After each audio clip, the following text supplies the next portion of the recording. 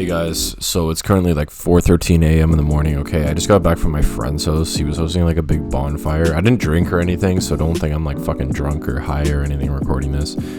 My voice is just deep because fuck, bro. Like, I'm tired as shit. I'm gonna go to bed as soon as this video is uploaded. Anyway, the point of this video was I just had a good conversation with one of my friends. He's actually, I think he's autistic. He's self-proclaimed autistic, so I don't really know if he actually is. But we talked for like a good 3 hours in the corner of the party. Okay, this shit was wild. We just talked straight up about like life, politics, religion, and shit. And today we talked like mainly it was about like kind of like politics, but like what he believed in, like anarchism and stuff like that. And he basically believed that our current system, the how things run, capitalist, communist, whatever, liberal, conservative, is all not good, right? None of it's good, and it all needs to basically be gone, and a new system takes over where people actually just do what they want with no government and shit like that. And I just kind of wanted to explore the possibility of this because we talked about this for like fucking ad nauseum, okay? I feel like I'm a PhD in this thing, okay? Pretty huge dick. Anyway, so basically we started talking, and the main things that he was bringing up was that like government needs to be gone, and it'll be like small colonies. Like people need to be in small colonies where the colonies appoint a leader, and they decide how they want to run themselves, whether it be capitalist, communist, whatever, right, dictatorship, any type of thing like that.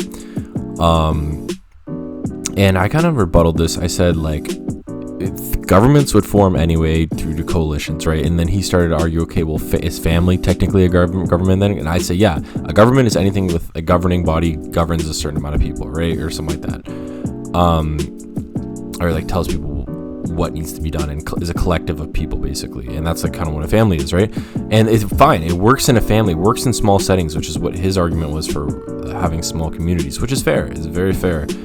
I just don't think that. I think that in the end, people will pool their resources due to economies of scale, which basically means that like if you have 3 individual groups, their militaries combined will be larger than if they just try to grow their own military. So they can each spend a little bit less on their military and a little bit more on their citizens in order to have, and they'll still have a large military due to a coalition of 3 groups. So then imagine if these 3 groups joined another 3 groups that also combined, and so on and so forth, until you get countries again. That's literally what I think would happen anyway. But and that's just not on the military scale. That could happen on any scale. But anyway, that was like one of his arguments, and I thought that was really interesting. And I thought that, like, I don't know, I just was exploring the idea of anarchism because and I truly do believe that liberalism and conservatism, all that stuff, is like the parties are designed so designed so poorly because they're supposed to represent the people, but if you choose one party or the other, you literally are choosing between having like morality if you choose the liberals because they believe very much in just helping everyone, and then the conservatives, which is just like your own individual freedom, which I don't think there are 2 things that should be compared. Like that's just, those things shouldn't even be compared at all, to be honest. And in addition to that is that I don't think that a democratic system works. Like I believe in democracy, but I don't think it could ever work because of the millions of people, right? And if you make a system too narrow, so too niche, so no one will ever be elected because no one is too niche to the point. Like if everyone's too niche, all the politicians are too niche, then no one's gonna get elected because everyone's just gonna want their own little niche. And if the politicians become group declared, or like declared as like standing for a bunch of different things, right? Like that's just exactly how we have it right now, where I am like support both liberal and conservative policies. So like where do I stand in that case, right? So I believe that system is very broken. I don't know how to fix it, okay? I'm just some dude, but like I thought that was very interesting. And he argued that basically because I don't agree with the system and I know that it needs to be reformed, that makes me technically an anarchist, which I still don't believe in that. I do not think I'm an anarchist. I do believe that our system could work. There's just some things that need to be ironed out. So maybe I don't think I'm considering myself necessarily an anarchist, but I'm just kind of speaking out of my ass right now. But yeah, we just went all about that stuff. I still made sure to bring up the capitalist points. I definitely am a capitalist at heart, okay?